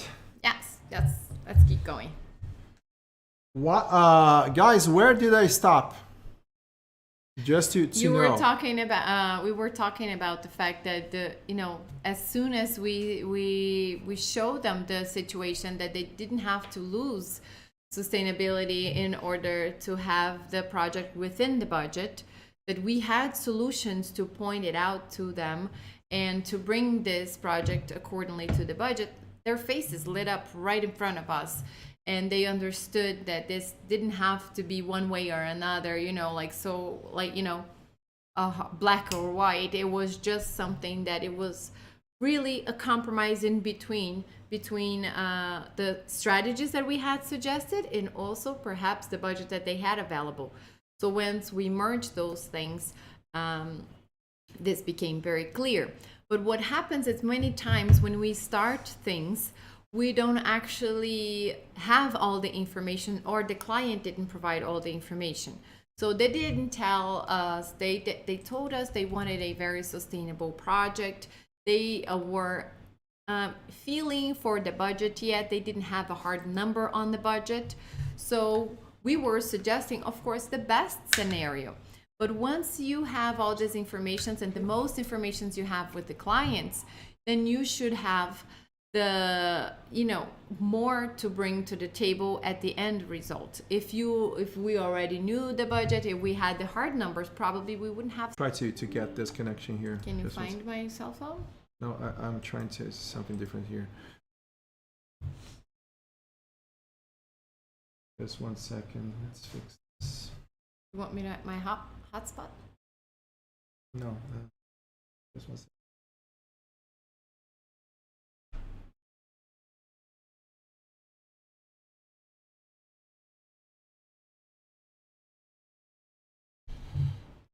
Let's wait a little bit, guys, for the connection.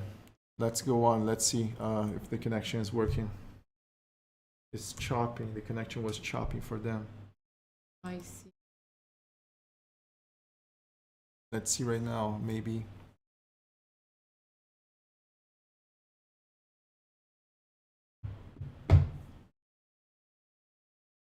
How it is, guys, now? I think we got this. Now I think we got this. We back? Let's see. Let's see. Are we back? It's better. Sounds better now. All right, better and stable. Okay, guys. Okay, let's go Let's on. go better and stable. That's what we want. Better and stable. So just to end this situation here, as we were telling, your mission is to find sustainability measures for our clients who are cheaper. That are cheaper, and of course with better performance considering the corporate level as well. So we were telling there more energy efficiency. They will save energy, of course. Lowest carbon footprint. The environment will say thank you, and of course cheapest possibility. So this is what we were showing there. Let's go on. Yes, and always compromising and gathering the most information that you had. This was something that I also mentioned that it's important, is that the more information you have, the more you have to bring to the table at the end. If the client already has a budget, you know what you can do within the budget. You know that how to handle those strategies and know how to invest. Because sometimes what they see is a beeline, towards their goals, and they don't know that perhaps if you take this turn and this turn and that turn, as Felipe showed, you are going to achieve the budget with better results. So it's just a different view of and different perspective, taking sustainability into consideration. Another thing that I had talked, it's to manage expectations. Sometimes you are going to encounter clients that have high expectations, that you don't have the technology today in the world to achieve what they want, or that you don't have the means because they already have something that limits them to get or to achieve that goal. And sometimes you will find clients that have very low expectations, that they don't know that they could be innovating, that they could be changing the world with a different set of information, with a different view, with different things that they could be doing. And this, you're going to broaden their view. So the both of this, you're going to find opportunities to either land people and ground them and show this. And important, don't just say, you can't do this. You need to show them the limitations and see what they need to overcome. There is no way to overcome. There is a price to overcome, or there is a timeline to overcome these limitations, right? Exactly. So then you will be able to manage these expectations. And when you show your end result, and very important, this needs to happen along the way with a project. Because once you show things only at the end, maybe it's too late for them to comprehend the whole thing, the limitations or the innovation possibilities. You need to start feeding those things throughout meetings and enhancing them so they will be more comfortable with what you present at the report. You don't want just everything to be a surprise. Exactly. The work experience, guys, we need to discuss a little bit with you guys as well. Of course, every work experience is welcome, but you don't need to have, because this is a kind of a field that people will understand, right? Since you can bring your own sauce, you can create your own way to create your sustainability consultant company or work inside of companies. It's important that you will need to learn. You need to learn all the time, right? We are learning, as we said. We developed 400 classes at UGreen, and we are still learning. You will. You need to just go to learning mode and start your path. So you can start from scratch and get. So, but it's important that you get into this learning mode and keep going, because if you have the possibility to analyze, if you have the possibility to analyze your companies, and you have this skills to analyze and really get the data, you don't need to be that experienced person. You can start from scratch and wouldn't be a problem at all. Okay, so work experience and some employers. Okay, I brought some websites here for you guys. I want to share here for you. Let's see if I can share. What is the, yeah, this is the, here. So we have some employers. This, you can write down these websites here, some sources, what you can get. Take some print screens. Yeah, so jobs.greenpeace.com, Conservation Board, Environmental Career, 80,000hours.org, jobs.diversitypoint.social. These are just some, guys. There are much more, actually. Nonprofit, job source, climate base, environmental jobs, right? Environmental jobs. .co.uk, sustainabilityjobs.org, environmentalscience.org, greenjobs.org.co.uk, acre.com/jobs. These are just some possibilities that you can get. Okay, so these are some great possibilities for climatebase.org. It's worldwide too. I know that some of them are probably regional here, but most of them can connect you with companies that are looking for skills. And many of the skills of the consultancy is that you can do it abroad. And that's the beauty of this profession too, is that many scopes can be done abroad. Of course, there's always more services that you can do when you are physically present in the region, but there are plenty of work that you can do from abroad, and we are the example that this can be done. Yeah, exactly. So these are the jobs, guys, and let's proceed with something very cool. Lighting simulation. Okay, let's understand a little bit about this in our practice. But before this, let's go on. Let's Green Hero Rise moment. Because we're back. We are back. There is a Megadeth song called We'll Be Back. This is very heavy. Okay, so let's understand a little bit about lighting simulation. We are going to go to a website called Andrew Marsh. Okay, this is something that usually our students know about this. So software development, andrewmarsh.com. Let me just get the camera. That's one here. example of a consultancy that you can do from abroad. Just for you to see, andrewmarsh.com. And he has some softwares. So daylighting performance. So this is a free software for us to practice a little bit. We use other types of softwares here at UGreen, some paid options, but here's a good way to analyze things here. Okay, let me try to get the complete screen. This is not complete here. Oh, this is like, just 1 second. Yeah, here we can see more. There you go. Yeah, here it is. So we have this building here, right? We have this. Oh, let me get another screen. Just 1 second, guys. It's going to be better here. You're going to see the. Oh man, just 1 second. I will get this. Just 1 second. Just 1 second. Just 1 second. I'm putting the screen on. Right. There you go.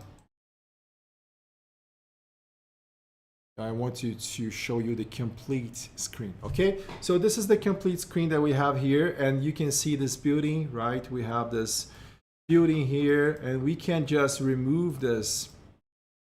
You can just remove this windows here. Remove selection. You can click here. Remove selection. Let's remove some windows here. Remove selection. remove selection. This is one type of analysis that you can do as a sustainability consultant, okay? So let's get some weather data here from London. You can load your weather data just like your what we were telling yesterday. But let's get London here since it's ready, okay? London, we have the north here, right? And here we can have this window and we can analyze daylight. So we can open this window here, make it better. And we can analyze daylight. So now we can just use daylight autonomy. This is usually what we use. So what is our intention here? Special daylight autonomy. Clicking on this one. Let's get at least 300 lux in our spaces, right? We want all year analysis, 300 lux, and let's see how distributed is light in our space. So we are going to analyze like LEED certification, 9 a.m. to 3 p.m. Just click here and calculate. And let's see how it goes. Okay, we have all these green things here. We have everything green. Let me just bring that to you so you can see that our idea is to have the most areas as possible with more than 300 lux. Okay, we have here 78% of the hours with 300 lux, 90%, of course, closer we are from the window, we are going to have better lighting, 100%, 100%. And here in this corner, we don't have, right? We have 50, we want to have at least 50% of the hours. Here we have 48. So in this corner, we will have a problem. If a person is here, for example, we will have a problem. But let's say, okay, I want to save a little bit of cost on my project, and I want to have a smaller glazing, right? A smaller window. So I can do this, for example. And I can analyze again. Okay, I will analyze again. I will, of course, glazing usually more expensive than walls. Okay, I just removed this glazing here, and you can see now that we are not achieving a good performance in my building, right? We reduced the distribution in this part here. So, okay, this is a problem. Let's unlock it again, and let's open this again a little bit more. And let's analyze it again, okay? So we can calculate this. Once again, I click here and click here and click here. Once again, okay. So this is how we do. So, or maybe we could do something like this. Of course, you are analyzing the project region first, but maybe, okay, I just want to put a window on another direction here of my, if I could, I can put another window here and analyze, or I could put a window here and analyze. But let's say here in this situation, we can just put a window here. It's part of one facade. Yeah, one facade of a bigger complex, and this is just one room. So you are designing the window. Okay, let's do that a little higher, and let's analyze again. So let's see how it goes. Okay, I just opened it. Oh man, I just increased the height, and I got an amazing performance inside of the building. Okay, we are analyzing light distribution. Let's now analyze glare, okay? Let's now analyze glare.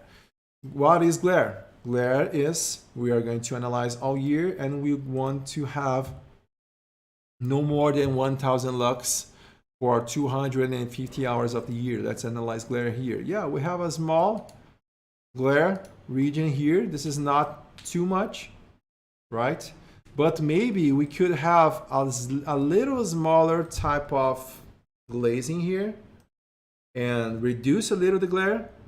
And since we got lots of lighting distribution, right? Since we analyzed lighting distribution here and we got amazing performance, we could decrease a little bit the glazing area again. Let's see and how we go. Okay. As you talk about compromise, so we reduced a little bit and we got a good solution. And let's analyze glare again.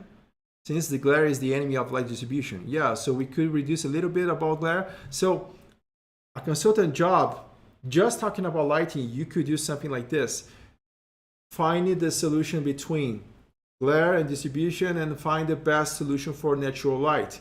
Artificial light is another job that a sustainability consultant do. At TruGreen, we have courses related to all these things: natural light, artificial light, water efficiency, sustainable materials, There's different niches. air right? quality, so you can specialize yourself in Thermal comfort. energy efficiency, so you can specialize yourself in different types of niches. You can specialize yourself just in water, just in energy, just in lighting simulation, natural light or artificial, and provide this service for your clients. So this is just one point of view here that I wanted to bring you in this very small practice. Okay. Just one last thing, as you were talking about the practice, the compromise there. There is a couple of people or more that mentioned on the chat, when we talk less budget, we talk less opportunities. No, not always. Sometimes we can stay within the budget. We just have to compromise. Where are we going to direct this budget to? Where will bring the most results?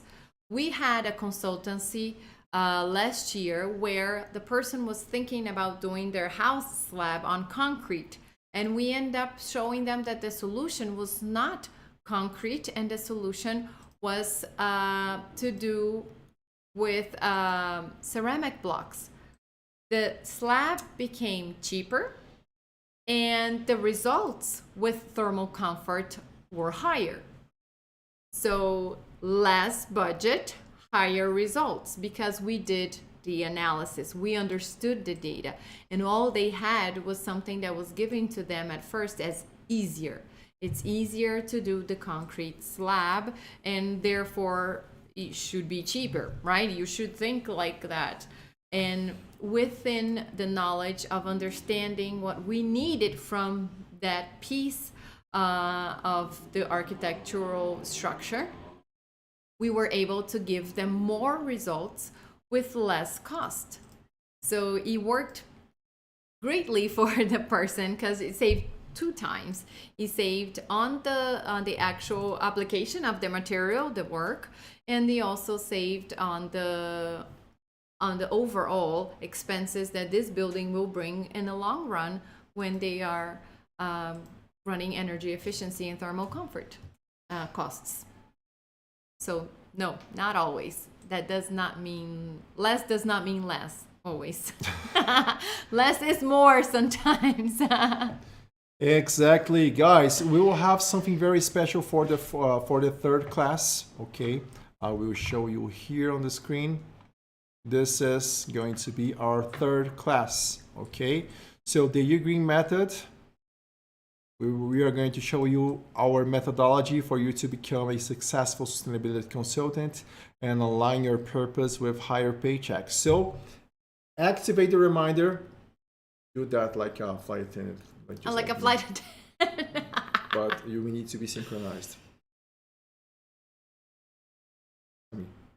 What do you want to synchronize? What is the movement? I don't know. That's what. Are we pointing or? Yeah, this is a good way. So, yeah. So guys, activate your reminder for the third class. The UGreen method became so you can understand our process for you to become a professional sustainability consultant. And yeah, much more simple. This way. I'm doing the wrong thing. You're doing right. So activate your reminder. And my nails match this. Yeah. And tomorrow we are going to open a special opportunity for people who wants to go further with us. Okay. So stay tuned, stay ready, because it will be amazing and it will be a limited opportunity, of course. Okay. So this will be the third class. Okay. Of the Sustainability Consultant Week. We have made many more things to show you here, and activate your reminder for the third class. Other thing, secret level. I love this. Secret level. What is secret level? You go to our Instagram. Our Instagram, I want to show you here. Our Instagram. I would draw for you, but my thing here we got a problem with this. So our Instagram, Some people didn't know our Instagram, Sammy. Did you know about this? Oh no, you're missing out on so much tips and information and reminders. Yeah. So I will give you my Instagram, our Instagram here. What is this? Just 1 second. There it is. Here it is, our Instagram. So Ugreen US, you can just type there, or you can go to our Instagram here, instagram.com/UgreenUS. You just get this thing here, so you can see our page. You just click on our, you will have a message here. You just Instant type in a message. Yes. So this is the link here in our Instagram. Here's the link. You can just get this link and type session. What will happen here? Something so cool. I'm so excited for this. Let me try to share my cell phone here. Just 1 second, and I will show how it's going to be. Okay. Type session, and you're going to unlock something very special. Yes, and another thing that I want to remind you guys is this: if we ever crash, we are always trying to be back. So don't panic. Stay with us. We're always going to find a way to connect back with you guys. Yeah, we are always back. We're always back. We just bounce. That's what happens. I'm trying to share the. Just 1 second, and I will try to share here my screen for you guys. Let's see. Today the word is session. All right. Don't confuse anyone on the chat. Be a nice friend. Today the word is session. Exactly. So guys, we let me try to share the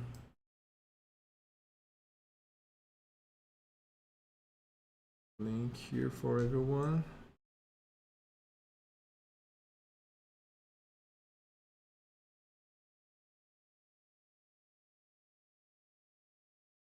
Trying to share, it's not working.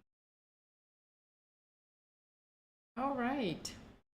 Okay. Just 1 second. I'm trying to log into my Instagram here. I'm not finding a way to log in. I don't know why.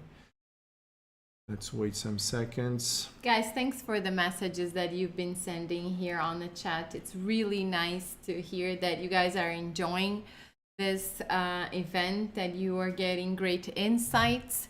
And like we said at the beginning, perhaps you came here just for one insight, and that would unlock a world of possibilities for you.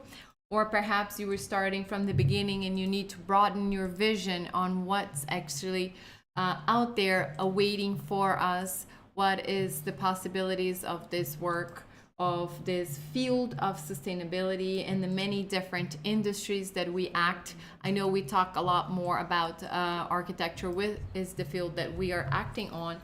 But as I said, you can use these skills of a sustainability consultant in any industry that they are in need. Let me show how it is, guys. So you just go to our Instagram here. You can see many messages popping up here, but you Yes. click on message, here, message, and here you type session, okay? You just type here below session. What is going to happen? Session, let's wait some seconds. Lots of people talking at the same time. You're going to receive a message from us, and you're going to put there your email and your name to receive a special session with us. Here you can see. So type your email below. I will type my email here, pretending That's your regular person email. yeah, I'm not at Ugreen. So I just type my email, and I will type my name. Let's see. Let's wait some seconds because there's a lot of people sending messages. And let's wait some seconds. Okay, so type your name. Luke Skywalker is the example, but I'm not Luke Skywalker, unfortunately. I'm just Philip Boni. And I'm typing here Philip Boni. And what I'm going to have, you will see the magic happening here. Just 1 second so you can see the magic happening. Let's wait some seconds. Lots of people requesting at the same time, so it will delay a little bit. Here, so is your name correct? Yes, my name is correct. Let's wait some seconds.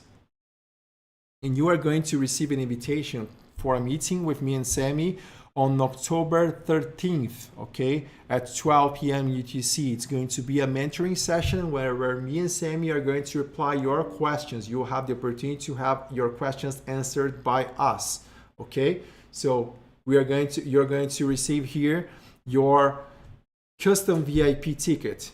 You can see here, right? This is so nice. As you said, it popped on the screen. It was it was such a good timing. So now I have here my VIP session ticket for this time here, October 13 at 12 p.m. UTC, and we are going to be replying your questions, okay? So you just need to do this, and you just type here, was your ticket generated? Yes, it was generated. And you're going to have the secret level there with us, okay? Let's wait a little bit more. I'm just typing yes, and you are going to receive this link here, okay? So the 13th, guys. 13th, yes, exactly. 1-3. So this is how it's going to be. You just say yes for us because we want to know if everything was good for everyone. Okay, so here it is, and stay tuned. 30th. You said 13th. 30th. 30th. 30th. Okay, yes. I apologize. I also understood wrong. It's 30th. No, we are in the future. I'm sorry for my English. So you can see here, this is the link, and this is the way to go. If you hadn't got your map from last class, 3-0, all right? Yeah, 3-0, guys. If you didn't get the map from last class, you just type map here, and you are going to receive the map as well. Okay. So what is the map? Let's see if I have one example of the map. Got the map. Here is the map, just for you to show the map that you can get as well. Here's the map from the first class, okay? The summary of opportunities. So you are going to collect during the days the summaries. I'm sorry, here it is. Summary 1 of 4. Tomorrow we are going to have another summary, and if you go to all days of the event and stay until the end, you have the opportunity to get all summaries, all 4 summaries of the event. Okay, you are going to have this opportunity. So this is it. You can see how people are crazy here typing session and map. And this is how it's going to be our last session, this private session where just the champions are going to be, okay? It's going to be called the champion session. This is the name that I created now. And this was just it was just something that was named now. Yeah, if you are a champion, I just saw someone on YouTube and they were telling, if you are a champion, subscribe to our channel. If you are not a champion, don't subscribe. What the hell? But this is going to be the champion session, guys, so everyone will be there. Once again, all 4 days, if you go to all 4 days, you're going to receive the 4 summaries. So this is just the first class summary here, and the second class we're going to send in the 4th day of the event. You can get the second summary, the 3rd summary, and the 4th summary. All right, so this is it, guys. This is it. This is our way to do things here at TrueGreen. I hope you have enjoyed this. Okay, I'm sorry for the internet interruption. We can't. Everyone knows the internet. Sometimes you do your best and you just pray for the internet to work. Yes. Sometimes it's just the universe. But thank you guys for sticking with us, for being patient, to bounce back with us. Thank you so much for the great comments on the chat, for the contributions of everyone that has been commenting here, and for wanting and being willing to take part on this event and advance sustainability in the world with us. Green Hero Rise. Green Hero Rise. And just tell something. Tomorrow will be the biggest class and the best class of the event. The 3rd class, the Green Method. You are going to see our approach on things, the 4-stage method that we use that can dramatically accelerate your results if you want this life of high purpose and high pay by becoming a professional sustainability consultant. Thank you very much. We see you tomorrow. Thank you guys. See you tomorrow. Bye bye.